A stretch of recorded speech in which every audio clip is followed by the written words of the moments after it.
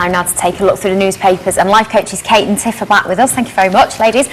First story that you've picked out this morning, it's in The Guardian. Wave goodbye to the 9 to 5 and say hello to virtual enterprise. This, of course, is referring to virtual working, as they've been calling it, which basically means that more people will be working from home in the future, it's predicted. What are your thoughts on this story? Well, I think following on from the car tax story that we were talking about earlier on, I mean, this is a great solution to have people actually working from home, but of course it's going to mean a massive shift, both in terms of companies and the way that they lead employees, and also for employees to be flexible enough to respond to that. I think what's interesting about that article is this whole idea that actually we could move to actually having a number of different jobs, almost like a portfolio of jobs, where you'd be paid on the results rather than being paid on the time that you put in.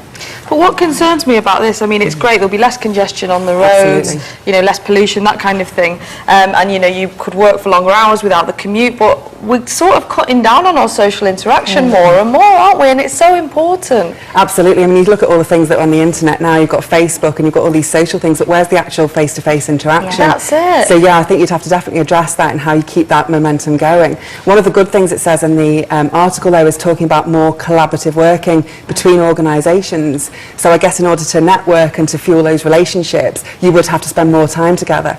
It might just mean more business lunches, which is always good. Yeah. Do you think that it could work in practice? Because like Nina said, that would be a concern of mine, that people just aren't interacting socially anymore.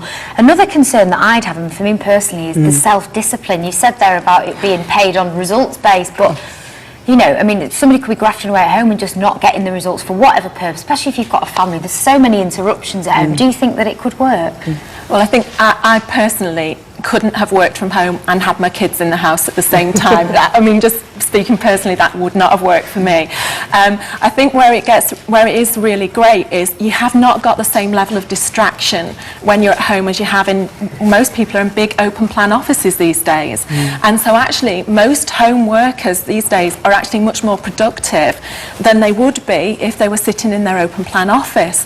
And also I think there's the element of you have got something to prove, because there are so many personal benefits to having that flexible working that people really, really want their organisation to be clear that they're delivering so that they continue to get the benefit. And I think it's absolutely, I think it's a great idea. There's still this, people make assumptions about people who work from home, that they're lazy, that they sit about working in their dressing gown and just have endless cups of tea. And I went to do a story on it last year, and there was a woman who was really sort of campaigning for the home working, because she has both the kids coming from school at 3:30. She does an hour's work before they get up, and it really suits her lifestyle, and she earns a lot of money.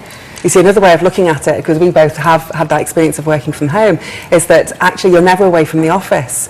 So you're, you know, the office is there with you all of the time. So for some people who finish their working day at 5, I mean, we've probably had times where, you know, the kids go to bed at sort of 7:30, 8 o'clock, and we start working again at that point. So again, it comes back to this whole thing around balance. You know, it's finding a lifestyle that works for you and creating balance in your life around whatever is most important. So, you know, if it's family, if it's your career, it's getting those aligned so that it really works for you. You've mentioned your kids. We just want to quickly mention a story about childbirth. That women have been misled into thinking that childbirth can be pain-free. I don't know which women these are, because I'm absolutely dreading it.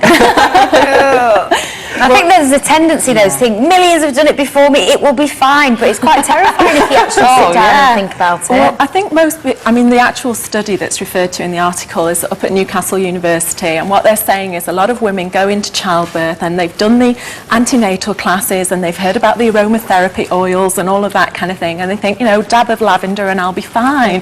And then of course what actually happens is the experience they end up having is somewhat different. Well, we would say, because Tiff and I are both hypnotherapists as well as doing the coaching and training work that we do, and really it is about your expectation at the unconscious level that will drive the experience that you have. So you might be consciously going in and thinking, it'll be fine, honest, right? But if at some level you believe it's going to be hideously painful, that's what you'll get. You know, and when I had my 2 children, I had 2 very, very different experiences for exactly that reason. The first one was quite hideous. honestly. And the second one was absolutely fantastic. And the only difference between the two was the preparation, the self-hypnosis that I did beforehand. But I hope you love them both the same then. Fabulous. So there you go, Nina, it's mind over matter. Absolutely. I'll get cracking. You're back at 8:15. Do join us after the break when we'll be talking to actor Joe McGann about his latest role in Fiddler on the Roof. See you then.